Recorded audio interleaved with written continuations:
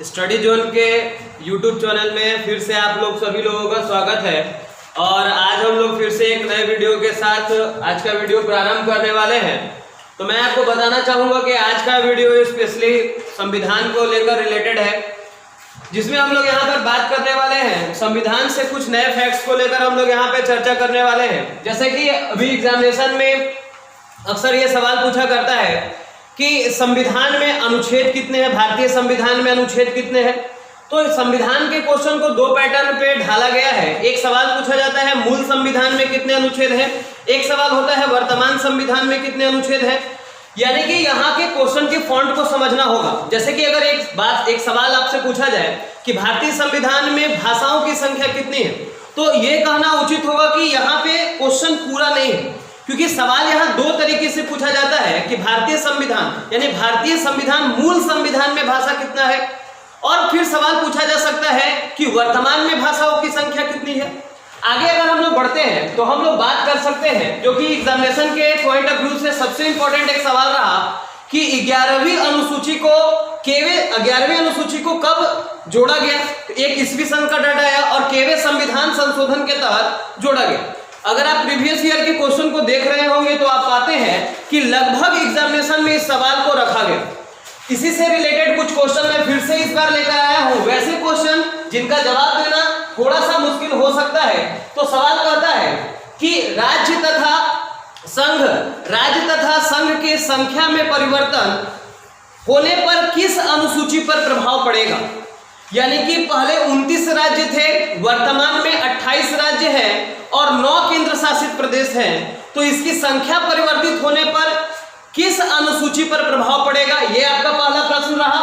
अगला सवाल हो सकता है कि 8वीं अनुसूची में मूल संविधान में कितनी भाषा थे।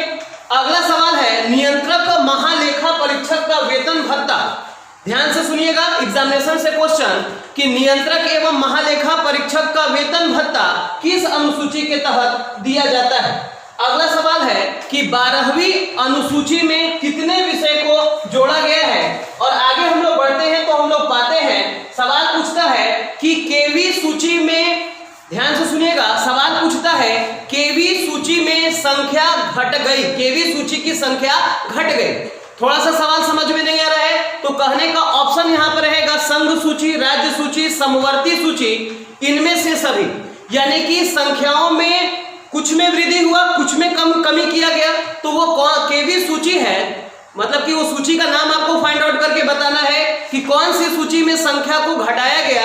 इसका जवाब भी आपके पास होना चाहिए। और इस वीडियो के माध्यम से हम लोग यहाँ पर इस पूरे क्वेश्चन का जवाब इस वीडियो के माध्यम से पा सकते हैं। और अगर हम लोग यहाँ पर बात करें, बहुत ही बेहतरीन सा ट्रिक आपके लिए मैं अनुसूची को लेकर आया हूँ। इससे पहले जैसा भी हम लोग बात कर रहे थे कि मूल संविधान में अनुच्छेद कितने थे, तो मूल संविधान में 395 अनुच्छेदों का जिक्र किया गया, परंतु वर्तमान में इसकी संख्या, यानी कि हम लोग यहाँ पर मूल का बात कर रहे हैं और यहाँ पर हम लोग बात करेंगे कि वर्तमान में इसकी संख्या क्या है। यानी कि वर्तमान में इसकी संख्या पूछी जा रही है, तो वर्तमान में इसकी संख्या 448। हाँ, मैं बिल्कुल कहना चाहूंगा कि अगर आप सेट लगा रहे हो तो सेट में 444 आपको अभी भी टिक करना होता है, परंतु अप टू डेट डाटा अगर हम लोग बात करें तो वर्तमान में अनुच्छेद 448 हो रखे हैं। अगर हम लोग बात करें भाग के बारे में, तो जी हाँ दोस्तों, भाग 22, बिल्कुल सही, 22 भागों का जिक्र होता है। परंतु मैं ये जरूर कहना चाहूंगा कि अगर अभी आप अप टू डेट डाटा देखें तो इसमें 25 भागों का जिक्र किया जा चुका है। कहने का मतलब है कि आज भी अगर आप सेट लगाओगे तो 22 भाग ही आपको मिलेंगे, परंतु हो सकता है एग्जामिनेशन में जहां 22 का ऑप्शन पहले मिलता था वो अब 25 में कन्वर्ट हो गया हो। आगे हम लोग बात करते हैं कि मूल संविधान में अगर भाषाओं की संख्या को लेकर विचार किया जाए तो मूल संविधान में भाषा कितना था, 8 था, और वर्तमान में इसकी संख्या, मूल संविधान में भाषाओं की संख्या 14 थी। त्रुटि के लिए खेद है, मूल संविधान में भाषाओं की संख्या कितनी थी, 14 थी, और वर्तमान में यह संख्या कितनी हो गई, 22 हो गई। लेकिन वो टॉपिक जो हम लोग आज स्टार्ट करने वाले हैं, जिसमें कहता है कि मूल संविधान में अनुसूचियां कितनी थी, 12 अनुसूची थी, और वर्तमान में भी अनुसूचियों की संख्या कितनी है? तो 12 है। और आज का टॉपिक हम लोग यहीं से स्टार्ट करते हैं। संविधान का ये पहला लेक्चर है और मैं आपको ये पूरे दावे से कह सकता हूं कि जो आज का ये वीडियो है, ये वीडियो काफी इंपॉर्टेंट होने वाला है। लास्ट तक बने रहे प्रीवियस ईयर और आगे की एग्जामिनेशन के पैटर्न को देखते हुए काफी सारे क्वेश्चन इसमें आपको बतलाए जाएंगे जो कि काफी इंपॉर्टेंट है। आज हम लोग यह टॉपिक स्टार्ट करने वाले हैं। तो अभी हम लोग यहाँ पर क्या करते हैं, डायरेक्टली सीधे पहुंचते हैं संविधान के अनुसूचियों के कंसेप्ट को पढ़ने के लिए। और हम लोग यहाँ पर एक बहुत ही बेहतरीन ट्रिक उठाने वाले हैं। उससे पहले मैं आपको कुछ चंद क्वेश्चन और खेल से जुड़े बताना चाहता हूँ। जैसे एग्जामिनेशन में पूछता है कि बास्केटबॉल में खिलाड़ियों की संख्या कितनी है। ध्यान से सुनिएगा।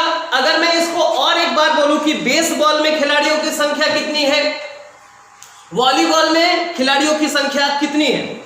जितने भी लोग देख रहे होंगे शायद वो कंफ्यूजन में हो गए, बास्केटबॉल, बेसबॉल, वॉलीबॉल, ये तीनों एक साथ जब आ जाते हैं तो थोड़ा दिमाग काम करना बंद करता है। परंतु मैं आपको बताना चाहता हूं कि आपके बीच से ही यह सवाल उठता है। जैसे कि अगर हम लोग बात करें कि हम लोग ऐसे ऐसे जो खेलते हैं, ये कौन सा बॉल है? बास्केटबॉल।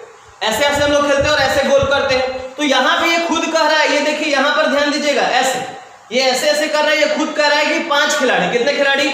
यानी कि बास्केटबॉल में कितने खिलाड़ी? 5 खिलाड़ी। उसके बाद अगर हम लोग बोलते हैं ऐसे करके हम लोग खेलते हैं वॉलीबॉल, ये वाला हम लोग खेलते हैं वॉलीबॉल। तो ये वॉलीबॉल में कितने खिलाड़ी होंगे? 5 और ये एक हुआ तो ये 5 और 1 6। मैं आपके कंफ्यूजन को दूर कर रहा हूं कि ऐसे ऐसे खेलते हैं तो 5 खिलाड़ी बास्केटबॉल में और ये हुआ वॉलीबॉल। और रही बात बेसबॉल का, तो हम लोग यहां पर देखेंगे बेसबॉल। जी हाँ दोस्तों, हमने बोर्ड पे लिखा है बेसबॉल, लेकिन जरूर कुछ लोग बोल रहे होंगे कि यहाँ बस बॉल लिखा हुआ है। बिल्कुल सही, तो हाँ बस बॉल ही लिखा हुआ है, लेकिन यहाँ पे ऊपर मैंने क्या लिखा है ये थोड़ा ध्यान दीजिएगा। मैंने ऊपर में 9 लिखा है, यानी कि बेसबॉल में खिलाड़ियों की संख्या कितनी है? 9 है। और मुझे लगता है कि आप ये कभी भूलने वाले नहीं हैं। इसी प्रकार से एक बात और मैं कहूं कि खो खो में खिलाड़ियों की संख्या कितनी है। तो यहाँ पे मैंने खो खो लिखने की कोशिश की परंतु लिखा गया खा। अब आपको समझ में आ रहा है कि यहाँ पर भी खिलाड़ियों की संख्या कितनी है? 9। यानी कि बेसबॉल और खो खो में खिलाड़ियों की संख्या कितनी होगी? 9 होगी। और अगर कहा जाए बास्केटबॉल में, वेरी गुड 5, वॉलीबॉल में 6।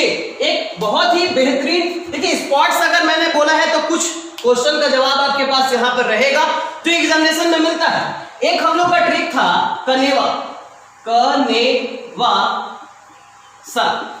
मैं उन तमाम लोगों को यह जरूर बताना चाहूंगा कि इस वीडियो के अंत तक बने रहें, क्योंकि मैं बस जो ट्रिक आने वाला है उससे रिलेटेड कुछ यहां पर बता रहा हूं।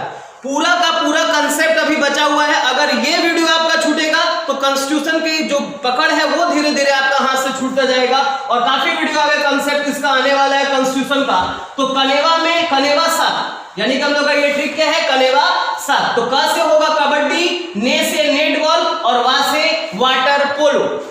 यानी कि कबड्डी, नेट बॉल और वाटर पोलो, इसमें कितने खिलाड़ी होते हैं? 7 होते हैं। मैं एक बार फिर से दोहराना चाहूंगा कि कबड्डी में, नेट बॉल में और वाटर पोलो में 7 खिलाड़ी होते हैं। लेकिन मैं फिर एक बात बोलना चाहूंगा कि अगर एग्जामिनेशन में पोलो तो अब वाटर पोलो जो पढ़कर गया है, पोलो एग्जामिनेशन में पूछा तो वो कंफ्यूजन जरूर होगा।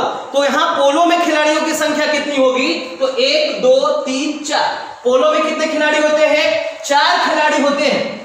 यानी कि आपका जो वीडियो था वो संविधान का था, लेकिन टॉपिक जो चल रहा है स्पोर्ट्स का चल रहा है, क्योंकि ये संविधान को कोरिलेट करते हुए आपको आगे पढ़ना है। और बहुत सारे नए क्वेश्चन के साथ हम लोग टॉपिक को स्टार्ट करने वाले हैं। मैं एक चीज और बोलना चाहता हूं कि जहां पर कॉमन चीज होता है वहीं से कंपटीटर कुछ नया निकालने की कोशिश करता है। फॉर एग्जांपल, हॉकी में खिलाड़ियों की संख्या सभी को पता है 11 होती है, लेकिन एग्जामिनेशन में क्या पूछा गया? आइस हॉकी, यानी कि आइस हॉकी में खिलाड़ियों की संख्या कितनी है? तो बहुत लोग सोचे कि उसी हॉकी को लेकर बर्फ पर चला गया खेलने, आइस हॉकी हो गया। ऐसा बिल्कुल भी नहीं है। आइस हॉकी में खिलाड़ियों की संख्या होती है 6 और बहुत लोगों ने क्या लगाया? 11। तो यहां पर और भी सारा क्वेश्चन है, जैसे जिम्नास्टिक में खिलाड़ियों की संख्या कितनी है? जिम्नास्टिक में खिलाड़ियों की संख्या होती है 8 होता है जिम्नास्टिक में। एक सवाल पूछा जाता है कि सबसे ज्यादा खिलाड़ी किस खेल में होते हैं, सबसे ज्यादा खिलाड़ी किस खेल में होते हैं? तो जी हाँ दोस्तों, साउथ के पिक्चर में बहुत बार आप देखे होंगे कि इस प्रकार का कोई गेंद होता है, इसे लेकर लोग भागते होते हैं, गिरता है, उसके ऊपर ऐसे चढ़ता है। तो सबसे ज्यादा इसी खेल में खिलाड़ी होते हैं और इस गेम का नाम है रग्बी फुटबॉल। यानी कि रग्बी फुटबॉल में कितने खिलाड़ी होते हैं? एक पक्ष में रग्बी फुटबॉल के 15 खिलाड़ी होते हैं। और मैं चाहता हूं कि इसे यहां क्लीन कर दिया जाए और संविधान के जिस टॉपिक को हम लोग आज स्टार्ट करने वाले हैं उस पर हम लोग विचार करते हैं। लेकिन अगर मैं आपसे पूछूं कि भारतीय संविधान में कुल कितने, मूल संविधान में कुल कितने अनुच्छेद है, तो जी हाँ दोस्तों, बिल्कुल सही जवाब है 395। वर्तमान में 448। अगर बात किया जाए भाग कितना है तो 22, लेकिन वर्तमान में कितने भाग हो गए हैं? 25। भाषा कितना है? 14 था मूल संविधान में, वर्तमान में 22 भाषाओं का उल्लेख है। और अनुसूची 12 थी और अभी भी 12 अनुसूचियों का जिक्र मिलता है। सॉरी, यहां पर एक बार फिर से देखिएगा, यहां पर 8 अनुसूची पहले था, 8 अनुसूची पहले था और अब कितना हो गया? 12। क्लास में एक चीज होता है कि अगर हमसे कुछ गलती होता है तो हम उस गलती को सही करने के लिए 2-4 चीज और बताते हैं। तो यहाँ पर भी ऐसा ही होने वाला है, अगर गलती हुआ है तो उसको सही करने के लिए एक्स्ट्रा पैकेज में कुछ और लेकर आते हैं। चलिए बात करते हैं, अगर पहले 8 था और अभी कितना हो गया? 12 हो गया, तो 4 को ऐड किया गया। तो 4 को ऐड किया गया, वो कौन कौन सा है? पहले तो 8 था, 9, 10, 11, 12।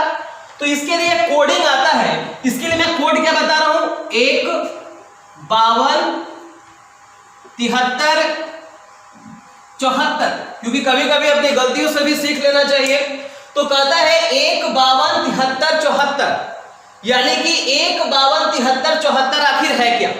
तो 8 के बाद ये जो 9वां है, 9वां संविधान संशोधन, ये जो 9वां अनुसूची है पहले संविधान संशोधन के तहत जोड़ा गया। 9वां अनुसूची पहले संविधान संशोधन के तहत जोड़ा गया। 10वां अनुसूची 52वें संविधान संशोधन के तहत जोड़ा गया। 11वीं अनुसूची 73वें संविधान संशोधन के तहत और 12वीं अनुसूची 74वें संविधान संशोधन के तहत भारतीय संविधान में समाहित की गई। और आज हम लोग आते हैं अपने टॉपिक पर और फिर से इस पर विचार जरूर करेंगे। अभी हम लोग यहाँ पर बात कर रहे थे स्पॉट्स के बारे में, यानी कि भारतीय संविधान में हम लोग को पढ़ना है 12 अनुसूचियों को, जिसमें हम लोग बात कर रहे हैं स्पॉट्स के बारे में। तो यहाँ पे हम लोग एक बार लिखते हैं,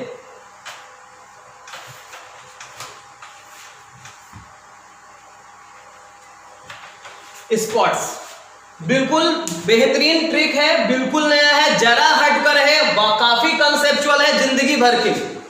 तो यहां पर हम लोग जो अभी बात कर रहे थे ऐसे ऐसे ये खेल का था, इसलिए मैंने उसको बतलाया। और अब यहां से स्टार्ट होता है संविधान की 12 अनुसूचियां। मैं आपको अनुसूची पढ़ाऊंगा, मैं आपको भाग पढ़ाऊंगा, मैं आपको अनुच्छेद पढ़ाऊंगा। राज्यसभा, लोकसभा, प्रधानमंत्री, राष्ट्रपति, उपराष्ट्रपति, नियंत्रक महालेखा, महान्यायवादी, निर्वाचन आयोग, तमाम वीडियोस हो सकता है आगे आपको लगातार उपलब्ध कराए जाए। तो कहता है कि भारतीय संविधान की अनुसूची को जानने के लिए इससे बेहतरीन ट्रिक शायद ना हो। तो हम लोग बात कर रहे हैं स्पॉट्स के बारे में, SPORTS। मैंने बताया है कि हम लोग पढ़ते हैं केजी लेवल से पीजी लेवल तक।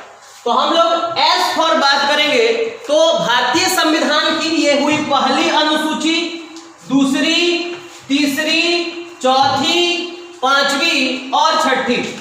तो टोटल अनुसूची वर्तमान में 12 है, जो कि अभी आपके इस व्हाइट बोर्ड पर 6 दिख रहा है, 6 अभी और इंतजार के बाद आपको मिलने वाला है। तो यहां पर हम लोग बात कर रहे थे एस से क्या होगा, तो एस फॉर होगा स्टेट, एस फॉर होगा स्टेट, यानी कि भारतीय संविधान की पहली अनुसूची में संघ एवं राज्य क्षेत्र के बारे में बतलाया गया।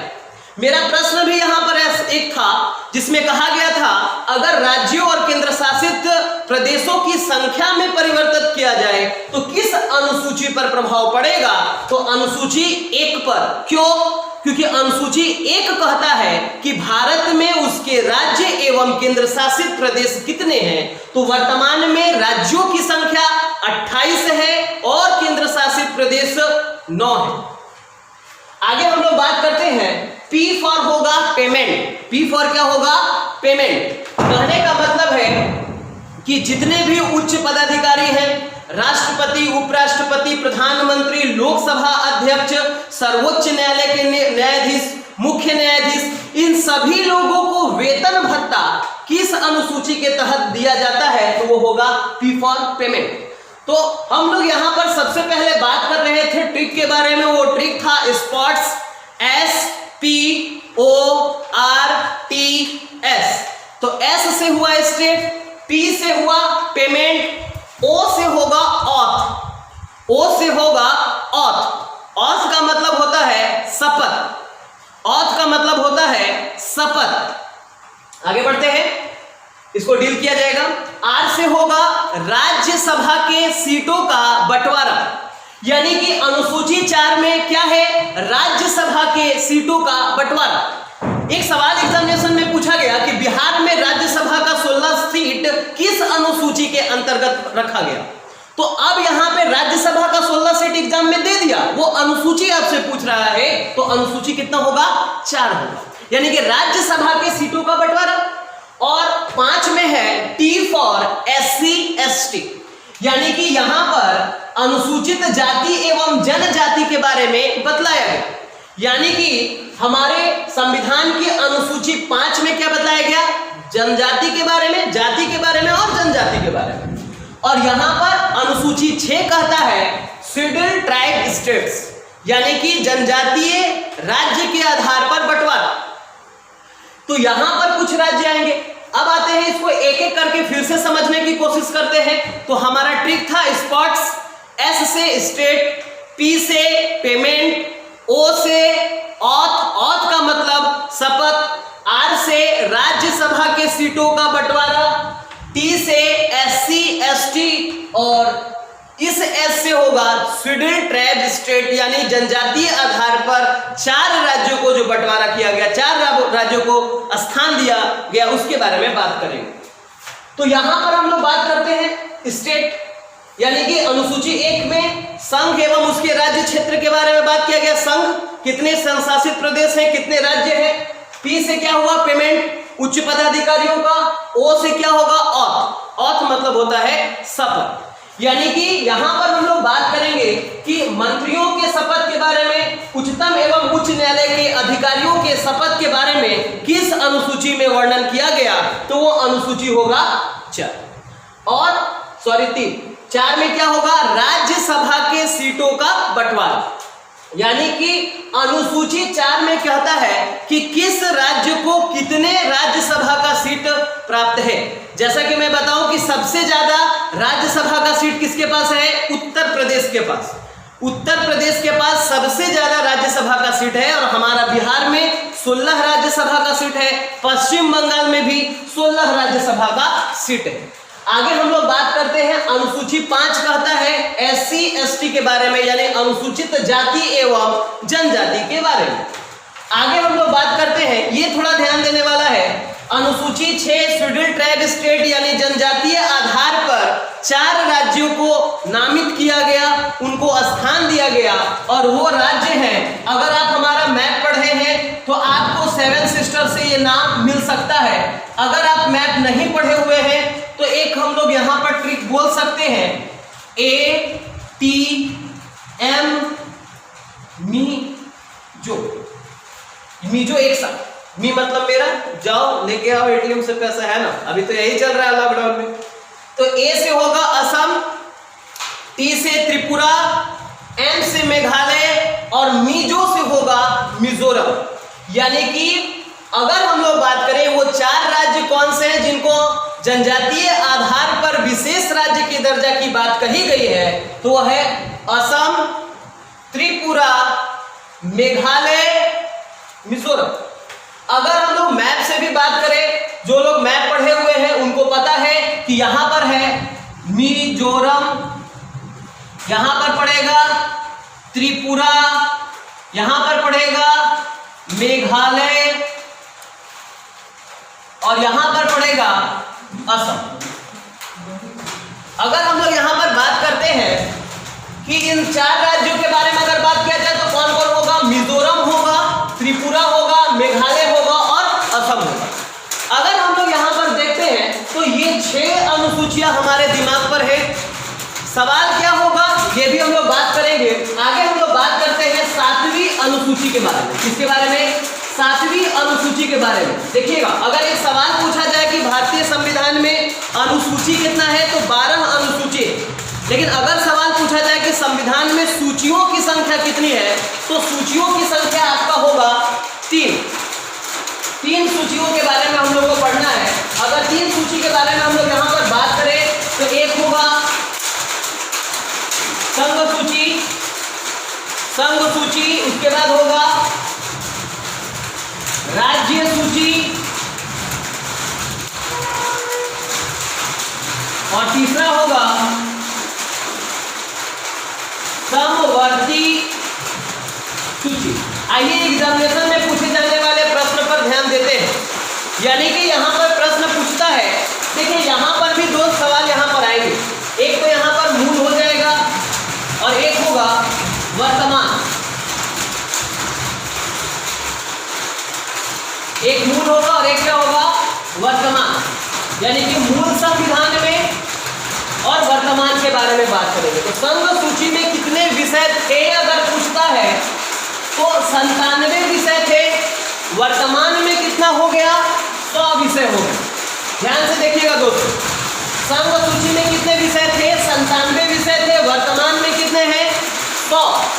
राज्य सूची के बारे में अगर बात किया जाए तो राज्य सूची में पहले 66 विषय थे। कितने थे? 66 विषय थे और वर्तमान में कितने हैं? 61 विषय। अगर हम लोग बात करते हैं समवर्ती सूची के बारे में तो 47 विषय थे और अभी कितने हैं? 52 विषय हैं। तो अगर आपको ध्यान पर हो रहा है तो एक बात मेरे ध्यान से सुनेंगे। मैंने कहा था कि किस सूची में संख्या को घटाया गया। एग्जामिनेशन में थोड़ा सा अच्छे लैंग्वेज में सवाल था कि किस सूची में संख्या को, विषयों को घटाया गया। तो वो आंसर होगा राज्य सूची। यानी कि राज्य सूची में विषयों की संख्या पर क्या किया गया? उसे घटाया गया। अगर आप चाहते हैं तो आप इसका स्क्रीनशॉट ले सकते हैं। और आगे हम लोग यहाँ पर बढ़ रहे हैं। ये काफी इंपॉर्टेंट है। एग्जामिनेशन में यहाँ से ये सवाल पूछा गया, बहुत बार सवाल पूछा गया। संघ सूची में कितने विषय हैं, समवर्ती सूची में कितने विषय हैं। जल्दी से हम लोग आगे बात करते हैं संविधान की 8वीं अनुसूची के बारे में। हम लोग बात करते हैं संविधान की 8वीं अनुसूची के बारे में, जिसके बारे में हम लोग बात करेंगे। 7वीं अनुसूची का जैसा हम लोग जिक्र कर रहे थे, परंतु कोलाहल का शोरगुल आपको सुनाई दे रहा था बारिश के चलते। इसी के चलते एक प्रश्न आप लोग के बीच में हम रखते हैं। सवाल पूछा जाता है कि केंद्र एवं राज्य के बीच शक्तियों का बंटवारा किस अनुसूची से संबंधित है। बहुत ही अच्छा क्वेश्चन है और ये आपका अनुसूची 7 जो अभी हम लोग पढ़ रहे थे, तो यहाँ पे एक सवाल आएगा कि केंद्र और राज्य के बीच शक्तियों का बंटवारा किस अनुसूची के अंतर्गत आता है। तो अनुसूची 7। और आते हैं हम लोग अनुसूची 8 पर। मूल संविधान में 14 भाषाएं थी, परंतु वर्तमान में 22 भाषाएं हैं। तो अब यहाँ पे 14 था, 8 से बढ़ गया, 22 हो गया। तो अब हम लोग को जिक्र करना है कि वो तमाम 8 भाषा कौन है, वो तमाम 8 भाषा कौन है जिसे जोड़ा गया है ना। तो यहाँ पर देखिएगा 3 ईस्वी सन में इसे जोड़ा गया। काफी इंपॉर्टेंट रहेगा। देखिएगा 3 ईस्वी सन में इसे जोड़ा गया। 1967, 67, 1992 और 2003। यानी इन 8 भाषाओं को 3 ईस्वी सन करके जोड़ा गया। पहले 1967 में, 1992 में और फिर 2003-04 के ड्यूरेशन में इसे जोड़ा गया। देखते हैं 1967 में सबसे पहले भारतीय संविधान में जोड़ा गया वह भाषा सिंधी था। एग्जामिनेशन में सवाल हो सकता है कि केवे संविधान संशोधन के तहत सिंधी को भारतीय संविधान की 8वीं अनुसूची में जोड़ा गया। तो 21वां संविधान संशोधन। आगे हम लोग यहां पर बात करेंगे तो कहता है 1992 में, यानी कि 1967 के बाद 1992 में कोंकणी, मणिपुरी, नेपाली। कोंकणी गोवा के क्षेत्र में बोला जाता है, मणिपुरी में मणिपुर के क्षेत्र में, कोंकणी, मणिपुरी और नेपाली। नेपाल के तराई के क्षेत्र में भारतीय लोग नेपाली भाषा का प्रयोग करते हैं। सिंधी भाषा गुजरात के क्षेत्रों में बोला जाता है। तो यहां पर अगर यहां से एक सवाल उठता है तो जम्मू कश्मीर में बोले जाने वाली वो भाषा क्या है? आगे हम लोग जो पढ़ने वाले हैं डोगरी, काफी असम है, काफी इंपॉर्टेंट है। और असम में बोले जाने वाली भाषा है बोडो। ये भाषा से रिलेटेड कुछ आपके एग्जामिनेशन का क्वेश्चन था। 1967 हो रखा है, 1992 में ये तीन भाषा कोंकणी, मणिपुरी और नेपाली। फिर से एक बार बोलेंगे, 1992 में कोंकणी, मणिपुरी, नेपाली। लेकिन सवाल पूछा जाएगा 1992 में जोड़े गए उन तीन भाषा को भारतीय संविधान में केवल संविधान संशोधन के तहत जोड़ा गया। तो जवाब होगा 71वां संविधान संशोधन 1992। आते हैं 2003-4। देखिए तीन भाषा इधर समाहित कर लिया, एक भाषा इधर समाहित कर लिया, कुल 8 भाषा था, बचा कितना? 4। बचा कितना? तो 2003-4, 3 में बात आया, 4 में इसे लागू कर दिया गया, जोड़ दिया गया। तो 2003 भी कभी कभी आंसर लेगा। और अभी पिछले एग्जामिनेशन में 4 का था, इसलिए हम लोग 4 को ही लेकर चल रहे हैं। 2003, 2004। तो 4 भाषा 2004 में मैथिली, बोडो, डोगरी, संथाली। मैथिली, बोडो, डोगरी, संथाली। मैथिली, बोडो, डोगरी, संथाली। तो सबसे पहले क्या था? सिंधी था। उसके बाद पहला में सिंधी 1967, कोंकणी, मणिपुरी, नेपाली। और आते हैं 2004 वाले में तो कहता है मैथिली, बोडो, डोगरी और संथाली। यहां पे हम लोग अनुसूची 8 अपना कंप्लीट कर चुके हैं। आगे हम लोग बात करेंगे अनुसूची 9 के बारे में। यानी कि अगर हम लोग यहां पर बात करते हैं अनुसूची 9 के बारे में, 9वीं अनुसूची के बारे में, तो 9वीं अनुसूची के बारे में अगर हम लोग जिक्र करते हैं तो ये है आपका भूमि अधिग्रहण से लेकर, यानी कि भूमि अधिग्रहण के बारे में इसमें बात कहा गया, संपत्ति के अधिग्रहण के बारे में बात किया गया। और कहा जाता है कि इसे न्यायालय में चुनौती नहीं दी जा सकती थी। पहले था भाई कि न्यायालय में चुनौती नहीं दिया जा सकता था, तो सरकार अपने पक्ष को मजबूत बनाने के लिए इसका प्रयोग किया करता था। परंतु बाद में 2007 में इसे जोड़कर बताया गया कि अगर मौलिक अधिकार का हनन होता है तो यहां पर इसे न्यायालय में चुनौती दी जा सकती है। इससे एक सवाल और होता है कि 9वीं अनुसूची में कितने विषय हैं? तो 9वीं अनुसूची में कुल 284 विषय, 284 विषय। आइए हम लोग आगे बात करने वाले हैं 10वीं अनुसूची के बारे में। आइए हम लोग बात करने वाले हैं 10वीं अनुसूची के बारे में। तो 10वीं अनुसूची दल बदल, 10 दल बदल, यानी कि 10वीं अनुसूची में क्या है? दल बदल है। 10वीं अनुसूची में क्या बताया गया? दल बदल के बारे में बताया गया। और हमने बोला है 11वीं अनुसूची और 12वीं अनुसूची के बारे में। तो 11 में हम कहे थे गांव वाले और 12 में हमने बोला था शहर वाले। लेकिन यहां पर अगर हम लोग बात करें कि इसका मतलब क्या है गांव वाले शहर वाले, तो हमने क्या बताया ये थोड़ा ध्यान दीजिएगा। फिर से बात करते हैं 9वीं अनुसूची में संपत्ति और भूमि अधिग्रहण के बारे में बात कहा गया, 284 विषय कहे गए। 10वीं अनुसूची दल बदल। एक सवाल यहां से देखिएगा, सवाल पूछता है कि 10वीं अनुसूची किस प्रधानमंत्री के कार्यकाल में जोड़ी गई? बहुत इंपॉर्टेंट सवाल है कि 10वीं अनुसूची किस प्रधानमंत्री के कार्यकाल में जोड़ी गई? तो जी हां भाई दोस्तों, इसका जवाब है राजीव गांधी के कार्यकाल में इसे जोड़ा गया। जब 10वीं का पूछा तो 11वां 12वां का भी जान सकते हैं। 11वीं और 12वीं अनुसूची को किसके कार्यकाल में जोड़ा गया? तो इसको जोड़ा गया पीवी नरसिम्हा राव के काल में। लेकिन ये है क्या? 11वीं अनुसूची में क्या है? तो 11वीं अनुसूची में पंचायती राज व्यवस्था या पंचायती राज के बारे में कहा गया। पंचायती राज के बारे में, और इसमें कहा गया नगर पालिका। ये दोनों काफी इंपॉर्टेंट है भाइयों। पंचायती राज के बारे में कहा गया केवल संविधान संशोधन, एक चार्ट में इसके लिए यहां पर अभी किनारे बनाने वाला हूं। इसे कहा गया 73वां संविधान संशोधन और ये रहा 74वां संविधान संशोधन। आगे चलिए इसी में जोड़ देते हैं 73वां संविधान संशोधन, 74वां संविधान संशोधन हुआ कब? 1993। यानी कि 1993 के तहत 73वें एवं 74वें संविधान संशोधन अधिनियम के अंतर्गत 73वां और 74वां संविधान संशोधन के अंतर्गत 11वीं एवं 12वीं अनुसूची को जोड़ा गया, जिसमें 11वीं में पंचायती राज व्यवस्था के बारे में और नगर पालिका के बारे में बात कहा गया। अगर कहा जाता है कि पंचायती राज व्यवस्था के अंतर्गत और नगर पालिका के अंतर्गत कितने विषय हैं, तो यहां पर हम लोग बात कर सकते हैं कि इसके अंतर्गत 29 विषय और इसके अंतर्गत 18 विषय शामिल किए गए। और ये आज का क्वेश्चन है, ये आज के पैटर्न के अनुसार पूछा गया, इनके डेप्थ से क्वेश्चन। यानी कि अगर हम लोग यहां पर बात करते हैं, ध्यान से समझना है, अगर हम लोग यहां पर बात करते हैं, फिर से समझते हैं, पंचायती राज व्यवस्था में 29 विषय हैं। अगर हम लोग यहां पर देखे गए, जैसे कि यहां पे कृषि के बारे में बात हो सकता है, यहाँ पे सफाई के बारे में बात हो सकता है, शिक्षा के बारे में हो सकता है, प्रारंभिक चिकित्सा के बारे में बात हो सकता है, तमाम तरह की बातें यहाँ पर है। फिर से मैं अगर यहाँ पर बोलना चाहूँ, अच्छा आगे हम लोग देखते हैं दल बदल अधिनियम, चार्ट के थ्रू बताने वाले थे लेकिन थोड़ा सा देखते हैं। दल बदल अधिनियम बहुत बार पूछा गया, 52वां संविधान संशोधन 1985, यानी कि दल बदल अधिनियम को कब जोड़ा गया, 52वां संविधान संशोधन 1985, और 9वें को जोड़ा गया पहले संविधान संशोधन 1951। ये जो स्लाइड अभी आपको यहां का दिख रहा है, ये काफी इंपॉर्टेंट है और एग्जामिनेशन के पॉइंट ऑफ व्यू से बहुत मजेदार टॉपिक ये चल रहा है, जो कि काफी इंपॉर्टेंट है। इसलिए मैं आपको कह रहा हूं कि अधिक से अधिक शेयर करें, लोगों तक पहुंचाएं, वीडियो को लाइक करें, सब्सक्राइब करें, बेल आइकन का बटन दबाएं, और अगर अच्छा लगता है तो आप कमेंट करें, और भी अगर कुछ आपको पढ़ने का मन है तो हमें बताएं, वो टॉपिक भी हम लोग लेकर आएंगे। जैसे कि मैंने पहले लिखा था 1, 52, 73, 74, एक बार फिर से देख लेते हैं।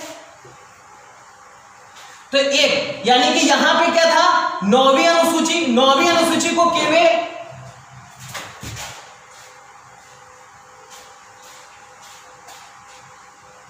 9वीं अनुसूची, इसमें अनुसूची लिख देते हैं ताकि आपको आसानी पड़े। अनुसूची, केवी अनुसूची भाई, 9वीं अनुसूची, केवल संविधान संशोधन पहला, यानी कि पहले संविधान संशोधन के तहत 9वीं अनुसूची को जोड़ा गया। अगर कोई बोल दिया कब, अगर कोई बोल दिया कब, तो कह देंगे 1951।